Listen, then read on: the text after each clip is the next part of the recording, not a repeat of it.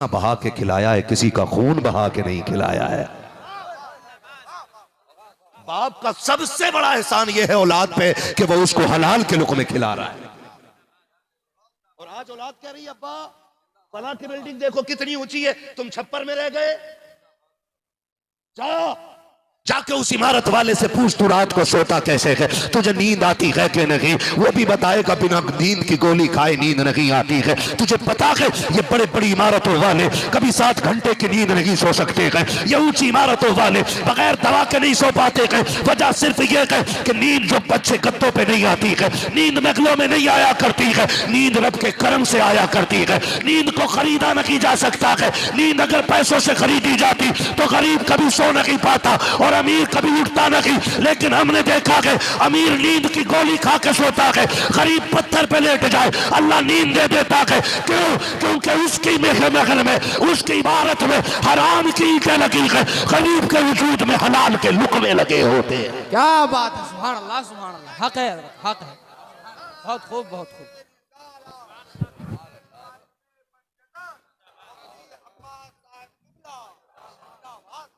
करेंगे इंशाअल्लाह।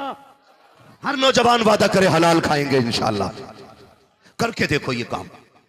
हराम कभी हलक से नहीं उतरना चाहिए। हराम कभी हलक से नहीं उतर। आपका बाप हराम लाता है ना, और देखो तो सही यार, ब्याज सूद ये सारी चीजें, 1 रुपया ब्याज का खाना ऐसा है जैसे अपनी मां से 70 मरतबा जिना करना। इतना बड़ा पाप है ये सूद। समझते हैं आप ये कितनी बड़ी, आप जहन्नम की आग घर में इकट्ठा कर रहे हैं। और नौजवानों जब लगे तुम गरीब हो ना तो सट्टा ना लगाना, जुआ ना खेलना, ब्याज के बाजार में मत आना। अगर अल्लाह ने तुझे एहसास दिया है तो मुसल्ला लेके मस्जिद में आ जाना। मुसल्ला लेके ये मेरे बड़े लोग बैठे, इनके कदमों की खाक मेरे सर का ताज।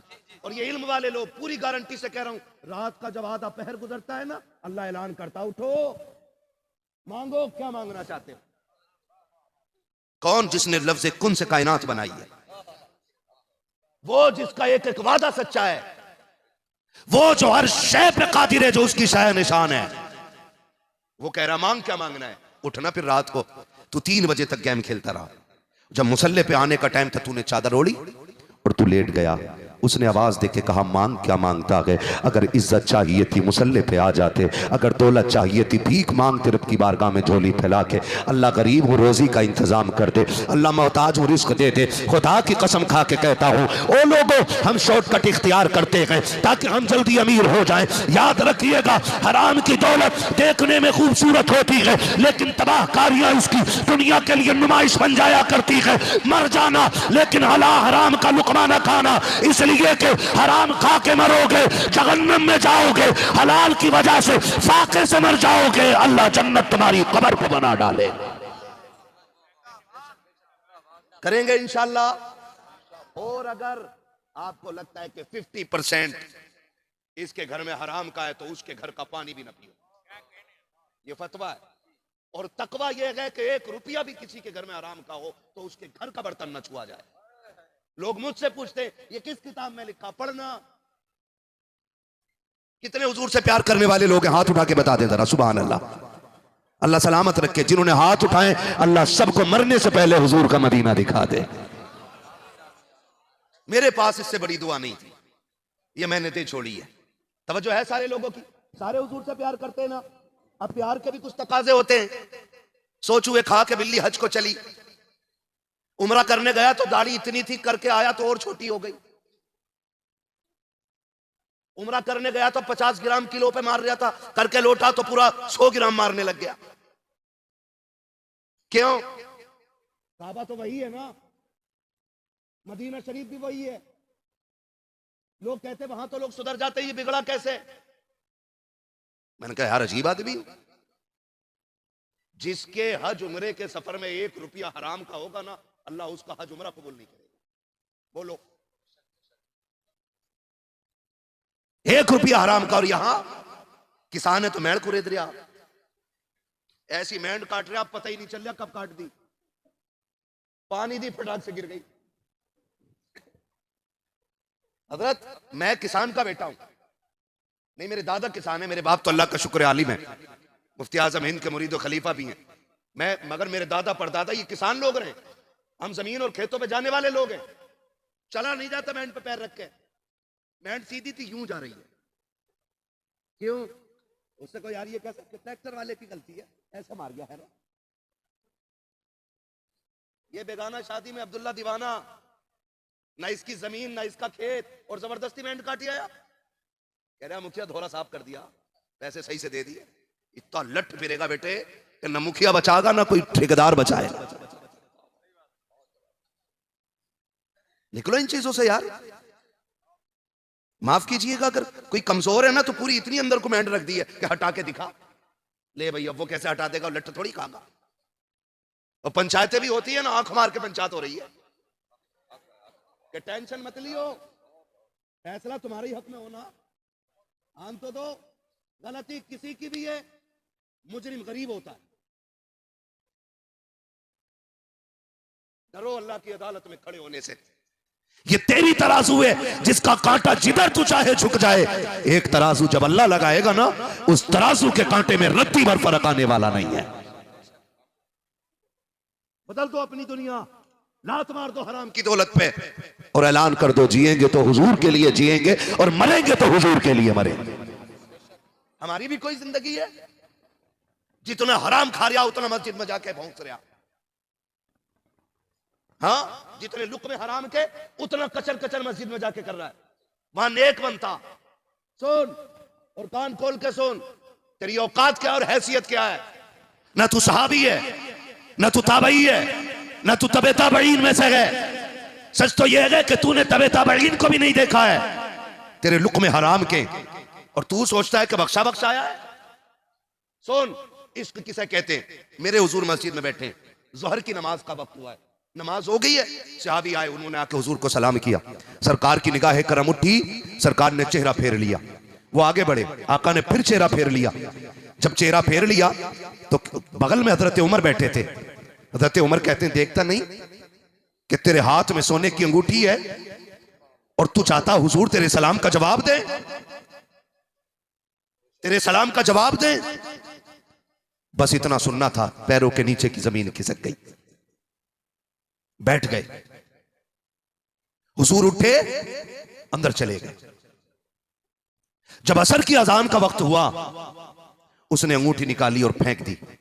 हजरत उमर ने कहा यार बैठ जाना, हुजूर आएंगे बात हो जाएगी। उसने कहा नहीं, हुजूर को मेरी वजह से तकलीफ हुई है इसलिए उठ के चले गए, दोबारा देखेंगे तो दोबारा तकलीफ ना हो जाए, ये कह के रोता हुआ उठा तो हाथ की अंगूठी निकाल के फेंकी। अल्लाह अकबर, अंगूठी पड़ी थी जमीन पे, ये तो रोता हुआ चला गया।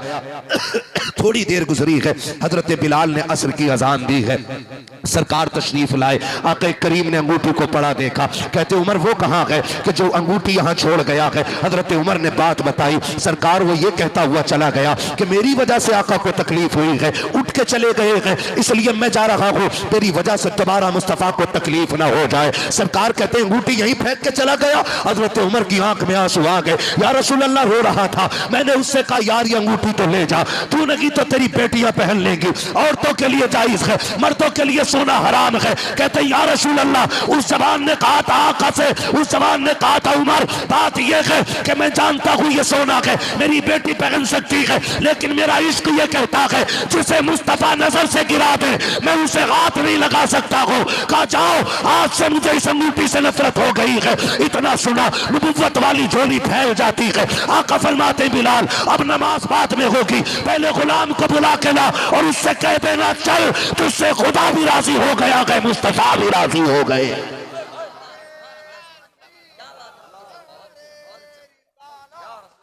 जिनकी फितरत में खातून जन्नत के लहू की गैरत है, तो फिर वो ये नहीं कहते कि आला हजरत चीज क्या है, बल्कि वो तो खुल के कहते हैं रोजे महशर अगर मुझसे पूछे खुदा,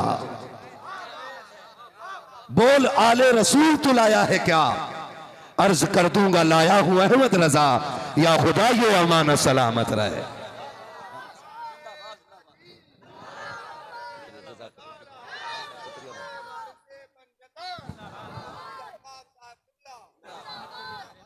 नहीं बिल्कुल बिल्कुल, जैसा आपकी मर्जी हो।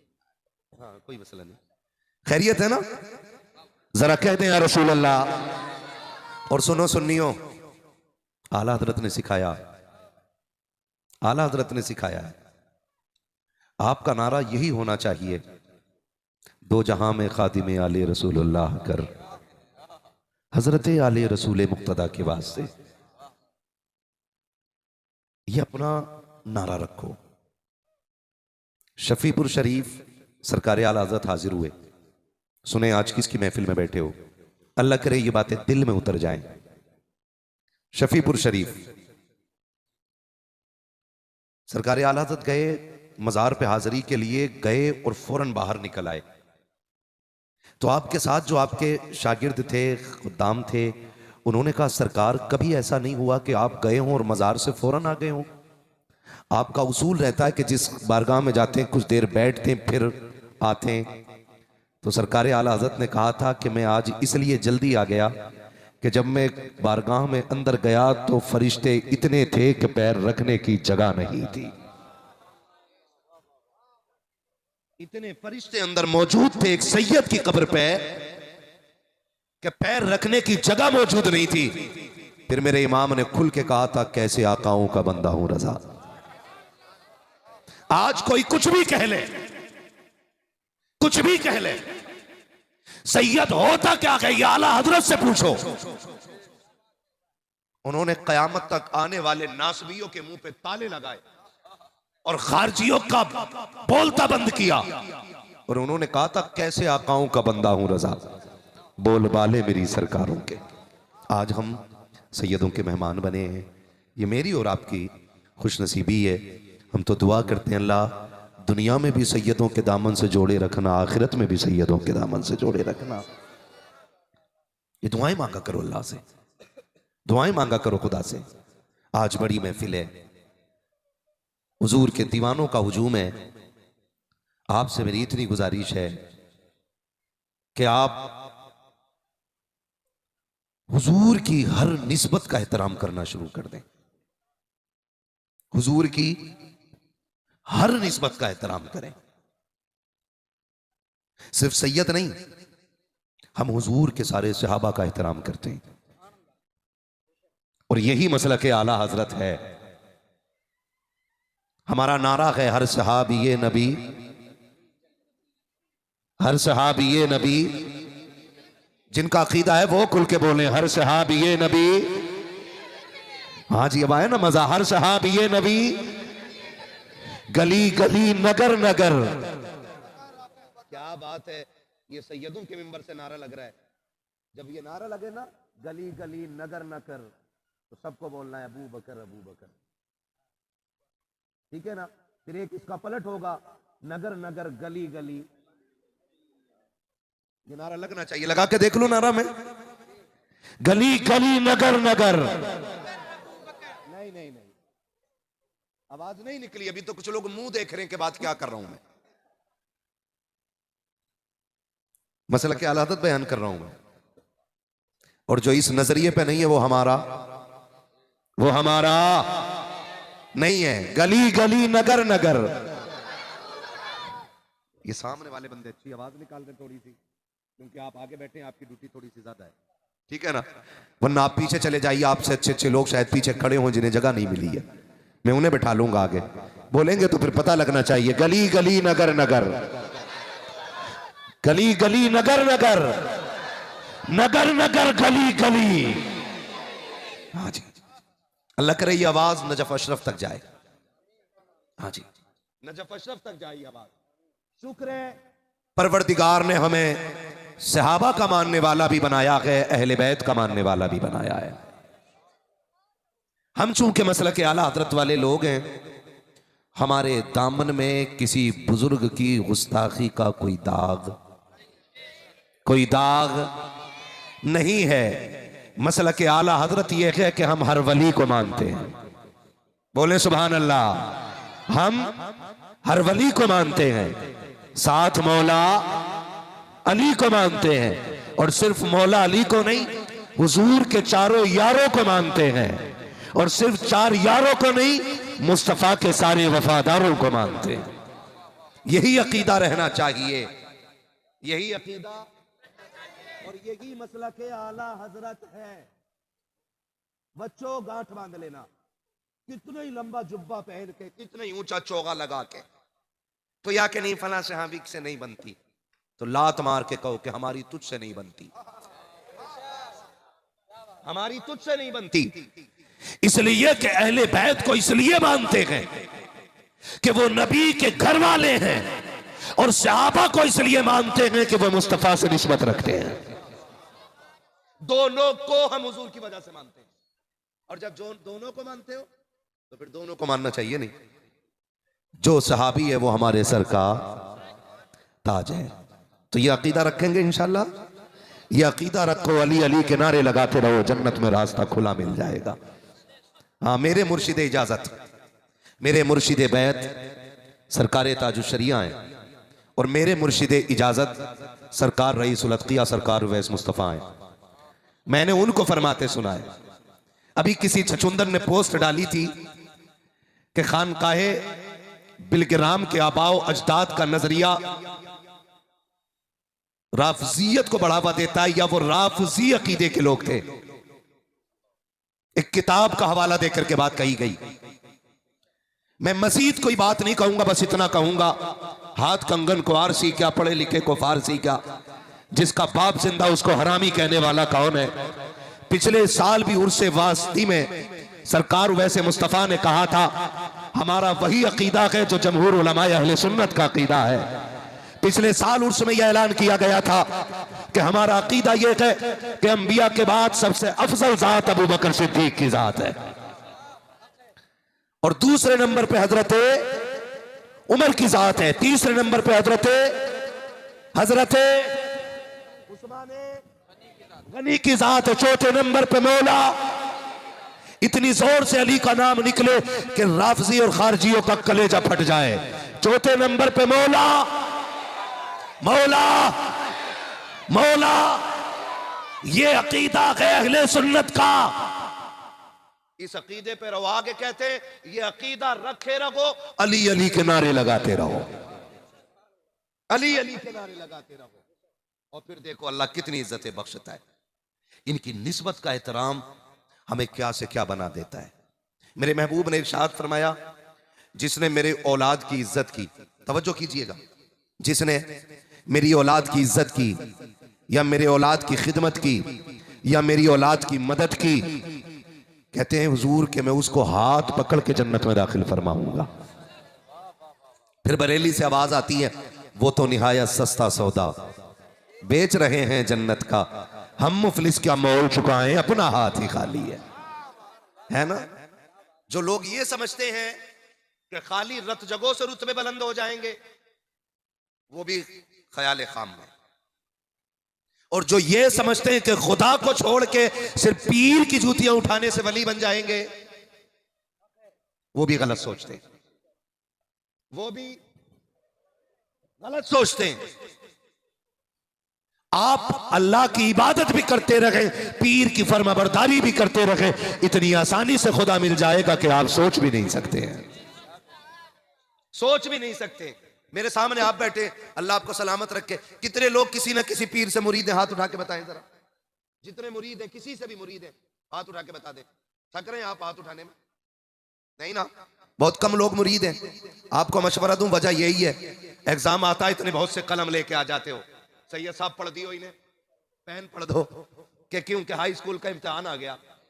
मुझे एक बात बताओ, बच्चा पूरी रात गेम खेले और सुबह को पेन पढ़वा के ले जाए, तो क्या वो आईपीएस बनेगा? बोलो, बनेगा? नहीं बनेगा ना।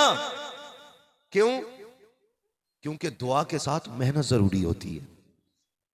एक बहुत बड़े बुजुर्ग हैं शेख सादी शिराजी रहमतुल्लाह तआला अलैह, आप फरमाते हैं कि जो सिर्फ दुआ पे भरोसा करे वो बेवकूफ है, और जो सिर्फ मेहनत पे भरोसा करे वो घमंडी है। फरमाया मेहनत करो अपने हिस्से की, फिर दुआ करो, जहां तक तुम अपनी मेहनत से पहुंचोगे उससे आगे खुदा दुआओं से तुम्हें पहुंचा देगा। और सिलसिले के भी फायदे होते, हमने सिलसिले के फायदे समझे ही नहीं। कई नौजवान तो कहते हैं ना जी शादी के बाद मुरीद होऊंगा, पता ना बीवी किसी और पीर के साथ निकल ले और मैं किसी और के साथ निकल ले, वो भी रंगीला बीवी के साथ रहेगा। कह रहा दोनों एक पीर के मुरीद होंगे ताकि दोनों वहां भी दामन जोड़ के चलें। देखो कहां तक की सोच रहा, ये मुश्किल से 35 साल बीवी के साथ ढंग से गुजार पा रहा, एक के आगे हाथ जोड़ के कह रहा अल्लाह बचा ले इससे, और पहले पहले कह रहा ना पीर एक ही रखेंगे ताकि बीवी कयामत में अलग ना हो जाए। कुरान तो ये कहता है कि उस दिन बाप बेटे से भागेगा, बेटा बाप से भागेगा, माँ औलाद से भागेगी, औलाद माँ से भागेगी, मियाँ बीवी से, बीवी शौहर से, एक दूसरे से भागते होंगे, कोई किसी की सुनने तैयार नहीं होगा। तो वहां भी ठुक्के जोड़ रहा है कि नहीं अभी मुरीद नहीं होना है, जब ब्याह हो जाएगा ना फिर दोनों एक साथ मुरीद होंगे। नौजवानों और बच्चों, जितनी जल्दी हो जाए किसी अल्लाह वाले के दामन से जुड़ जाना, इसलिए कि हम जब किसी अल्लाह वाले के दामन से जुड़ जाते हैं ना तो फिर सिलसिले का फैज जारी कर दिया जाता है। इसलिए मैं तो कहता हूं अपने बच्चों को बुजुर्गों की झोली में डाल दो। सरकार आला हज़रत ने मुफ्ती आजम सरकार को बचपन में ही मुरीद कराया कि नहीं, बोलो। और आज हिसाब लगा रहे ना यार, अभी 2-4 बीघे की बेईमानी कर लूं फिर मुरीद होऊंगा। मौलाना अभी मुरीद होने का मौका ना है, रोजाना कई क्विंटल तोलना पड़े है, और हर क्विंटल पे अगर 100 ग्राम भी मारा तो अभी लंबी मार पे हूं। पहले ये बेईमानी छोड़ दूं फिर मुरीद हो जाऊंगा। पहला जुमला मेरा आपसे यह है कि आप अगर दुनिया और आखिरत की भलाई चाहते हो तो अहद करो जब तक जिंदा रहेंगे हलाल खाते रहेंगे। कैसा खाएंगे? जोर से कैसा खाएंगे? हलाल खाएंगे। कान खोल के सुनना मेरी बात। आज हर बंदे को यह शिकायत है कि बड़ा जा रहा हूं मस्जिद में दुआई कबूल ना हो रही। हर बंदे को शिकायत यही है कि शबे कदर में भी मांग के देख लिया, शबे बरात में भी मांग के देख लिया, दुआई कबूल नहीं हो रही। इमाम गजाली से पूछा गया था हजरत दुआएं कैसे कबूल होती हैं? आपने फरमाया 2 काम करना। कहा कौन से? फरमाया जब भी बोलना सच बोलना, जब भी खाना हलाल खाना, हाथ उठने में देर होगी रब कबूल करने में देर नहीं करेगा। आज ना माफ कीजिएगा शॉर्टकट की आदत पड़ गई है। अगर कोई बंदा मेहनत से गाड़ी ले आया ना तो दूसरा हिसाब लगा रहा मैं कैसे गाड़ी लेकर के आऊं। फिर उसने हक मानना शुरू किया। कितने गेम कितने जुए चल रहे हैं। हमारी कौम को आग लग गई है, जुए की लत ने तबाह कर दिया है। कभी ड्रीम 11 ने तबाह किया, कभी फ्री फायर ने तबाह किया। हमारी कौम सट्टेबाजी पे उतर आई है। मैं पूछना चाहता हूं अपने कौम के नौजवानों से, तुम्हारी जवानी सट्टों के लिए नहीं थी, तुम्हारी जवानियां जुओं के लिए नहीं थी, तुम्हारी जवानियां याशी और बदमाशी के लिए नहीं थी। ये जवानियां तो रातों के कयाम के लिए दी गई थी। ये जवानी तो सजदों में रोने के लिए दी गई थी। इस जवानी में तो किसी को सलाहुद्दीन अय्यूबी बनना था, किसी को मोहम्मद बिन कासिम बनना था, किसी को खालिद बिन वलीद बनना था। मगर हुआ क्या कि इस कौम की गैरत का जनाजा निकल गया कि सलाहुद्दीन तो बाद में बनोगे, अपने बाप के वफादार बेटे नहीं बन पा रहे हो। मोहम्मद बिन कासिम तो बाद में बनोगे, अच्छे भाई नहीं बन पा रहे हो। आओ बढ़ के तो देखो, खालिद बिन वलीद बाद में बनोगे, अपने बेटे के वफादार, अपने बाप के वफादार बेटे नहीं बन पा रहे हो। तुम्हें खुदा का वास्ता दे करके कहता हूं, मौत बुढ़ापे में नहीं, मौत जवानी में भी आ सकती है। इससे पहले कि जवानी में तुम्हें सफेद कफन में लपेट दिया जाए, मस्जिद से तुम्हारी मौत का ऐलान कर दिया जाए, उठो और आज ऐद करो और दुनिया को बता दो कि मोहम्मद से वफा तूने तो हम तेरे गए। ये जगह चूज गए।